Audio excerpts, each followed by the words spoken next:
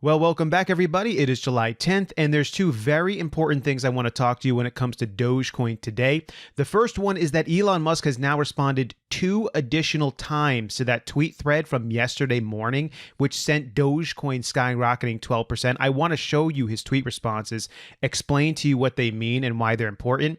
In addition, I want to talk to you about Elon Musk possibly funding his own development team for Dogecoin. The current Dogecoin developers were asked about this and they responded, and I want to show you what they said. But first, let's go ahead and look at the 2 additional responses that Elon Musk made to that tweet thread. You remember the one where he said there is merit into Doge maximizing its base layer transaction rate and minimizing the transaction cost. If you didn't see my video from yesterday, I explain all this out and what it means and why it's important. These were the additional tweets that Elon Musk added. He said this: block size and frequency should steadily increase to match broadly available bandwidth. So what is Elon talking about here? Remember, when it comes to cryptocurrencies, they're decentralized, but they also want to keep the security high. So one of the ways that they do that is they have blocks on the blockchain.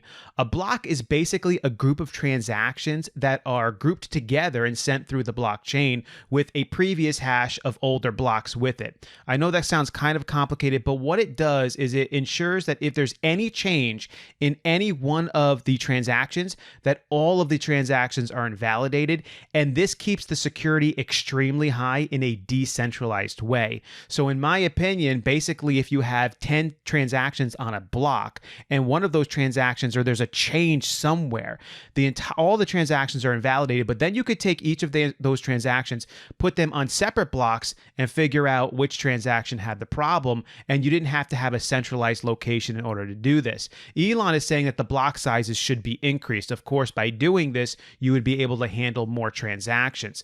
But of course, if there's any issues, you also have to increase the frequency, and he's saying that both of those should be done. Elon was then asked by Tesla in the Gong what would be a sweet spot for the number of transactions per second. Should it reach the speed of Visa to be really useful? Now, Visa, remember, usually handles about 1,700 transactions per second. And Elon said it won't need to reach Visa speed, as regulated exchanges will act as de facto second layer. So regulated exchanges are like Coinbase, Webull, Robinhood, basically wherever your secure crypto wallet is located, that acts as a second layer. Elon also added, but the perfect should not be the enemy of the good. It is still good to increase base layer transaction speed and lower base layer transaction cost. So Elon's expanding upon and doubling down on his tweet response from yesterday, in which he was saying he believes Dogecoin is going the right direction, whereas Bitcoin and Ethereum are working on a multi-layered system in order to increase their transaction rate. Dogecoin should try to increase their transaction rate on the base layer blockchain. In my opinion, I think Dogecoin, if it uses sharding and some other methods, it might be able to get maybe a couple of hundred transactions on that base layer level, not approaching Visa speed like he said, but certainly enough right now for Dogecoin. And then, as Elon said, you can have Coinbase, Webull, and Robinhood and the secure crypto wallets act as the de facto second layer, ensuring that the transactions are secure. I love it when Elon gets specific like this because it means that he is involved. It means he's talking with the developers, he's spending time on this stuff, and they have a clear direction that they want to go.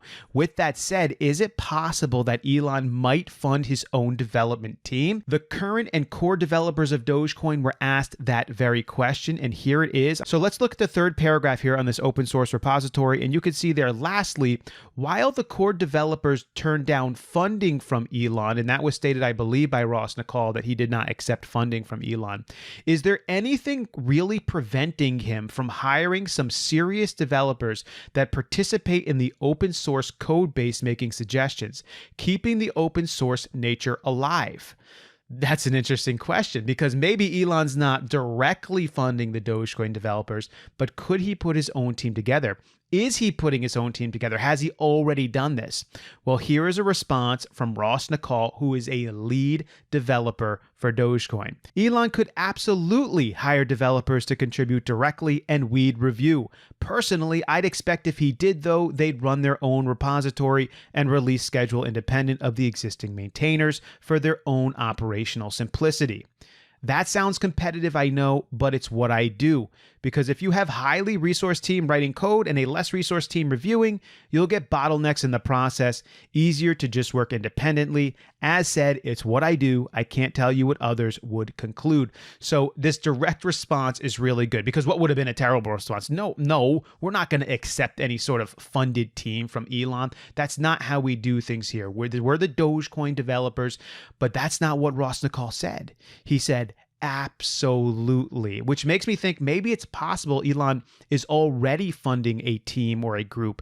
It is possible. Now, Rosnicol's response here makes it seem like that's not actually happening right now, but it doesn't necessarily mean it's not, and it could. And I believe that Elon has seen this and knows about this, and I hope that he'll take the step and say, you know what, if that's the case and they're cool with it, let me fund a group of individuals. And you can see Rosnicol here saying if he does that, they should really operate independently, because they're going to be a much more highly resourced team. They're going to have so much funding behind them, and if they have to rely on a team that's not as highly funded, it'll cause those bottlenecks. Just let them go for it. And I hope, especially with these tweets that we're seeing from Elon right now, where he's clearly in the know and he gets the direction that Dogecoin's going. It seems like there's some communication there that Elon will pursue, if not has already pursued, funding his own core development team for Dogecoin. And because Elon has gotten so behind Dogecoin and basically he's become the face of it, he doesn't want to look bad in this whole thing. He doesn't want Dogecoin to fail.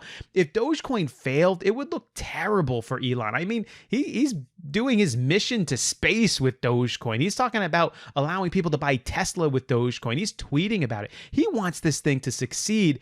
And think about anything you would want to succeed. If you were really putting yourself out there and saying that you believed something was good, if you had billions and billions of dollars to ensure that that thing succeeded, would you do that? I believe he would. Why not? It's only going to help out. And so I believe if Elon has not already, he will in fact be funding his own development team to help out the core developers of Dogecoin, and I think that this can spur things on for the future. Before we end, let's go ahead and take a look at the current Dogecoin chart, and I'll give you my thoughts on the future of Dogecoin for the rest of this month. And as always, if you haven't subscribed to the channel, consider subscribing. If you haven't liked the video already, go ahead and give us a like. We are one of the fastest growing channels right now in the Dogecoin community. Thank you for that, and we want to keep things rolling on. You can see Dogecoin's been performing sort of meh today. It's down about 3%, but that's okay. The big date you need to look forward to is July 28th, because that's when the United States government is going to be having a hearing on what they should do with cryptocurrencies, specifically within the US. I personally believe they're only really going to try to figure out which part of the government should have oversight or look into cryptocurrencies within the United States or United States financial borders. Is it the SEC? Is it the part of the executive branch? Who?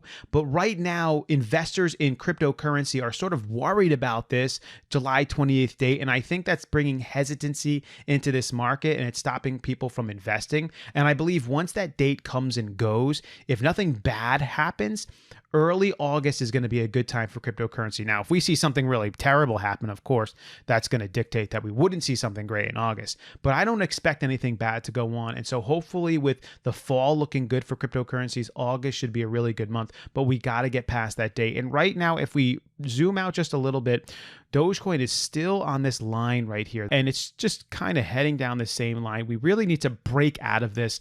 I don't know if we're going to break out of it before that July 28th date. I don't think we will. So my expectation is that Dogecoin is going to hang out between 20 and 22.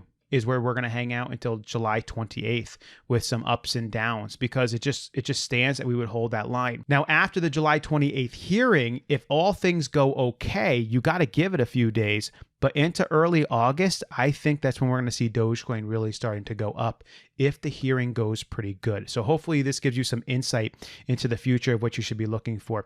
This is Dogecast. I am Vin. Again, subscribe to the channel. If you haven't already, what are you waiting for? Come along with us.